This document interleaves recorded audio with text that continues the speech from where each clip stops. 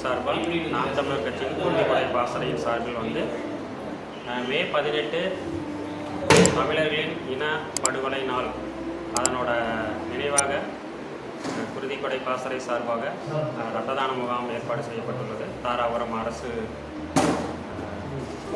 மருத்துவமனையில். அதனால் வந்து காங்கேயம் சட்டமன்ற தொகுதி, தாராபுரம் சட்டமன்ற தொகுதி உறவுகள், சொந்த பந்தங்கள் எல்லாருமே வந்து இந்த நினைவு நாளை வந்து மனசில் நினைச்சு அதுக்கு சார்பாக வந்து எல்லோரும் குருதி கொடை வந்து வழங்கிக்கிட்டு இருக்கிறோம். மே 18 இன அழிப்பு நாள், தமிழர்களுடைய கருப்பு நாளான மே 18ஐ கடந்து போகத்தான் நினைக்கிறோம், ஆனால் முடியவில்லை.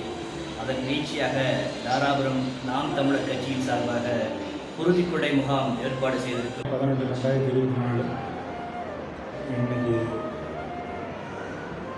மாவீரர் நாளாக இருக்கிறோம். இது வந்து துரோகத்தால் 1.5 லட்சம் தமிழர்களை காவு கொடுத்தினார். இப்போ வந்து பகிர்ந்துக்கிறோம். இது வருஷம் வந்து நாங்கள் குருதிக்கொடை முகாம் அமைச்சு இந்த நாளை வந்து நாங்கள் இதாக பார்க்குறோம். எங்களுக்கு இது கருப்பு நாள். நன்றி. நாம் தமிழ்.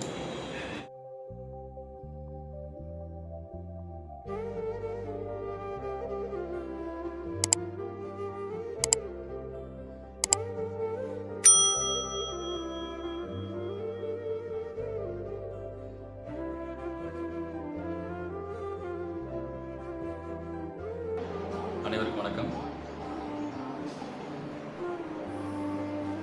மே 18 இனப்படுகொலை நாள் பார்த்திங்கன்னா, இலங்கையில் தமிழர்கள் கொண்டு குவிச்ச இனப்படுகொலை நாள் மே 18 நடந்து கிட்டத்தட்ட 15 ஆண்டுகள் ஆகிடுச்சு. நம்மளோட தொப்புள் கொடி உறவுகள் இலங்கையில் சிங்கள இராணுவமும் மற்றும் இந்திய இராணுவமும் சேர்ந்து அளித்த நாளை தாராபுரம் சட்டமன்ற தொகுதி சார்பாக வருடம் நாங்கள் அதை நினைவு கூறும் வகையில் குருதிக்கொடை முகாம் நடத்திட்டு வரோம். அதே மாதிரி நவம்பர் 26 தலைவர் பிறந்த நாள் என்றும் தாராபுரம் சட்டமன்ற தொகுதி சார்பாக குருதிக்கொடை முகாம் ஆண்டு நடத்தி வருகிறோம். கிட்டத்தட்ட 15 ஆண்டு காலமாக இந்த சேவையை நாங்கள் செய்து வருகிறோம்.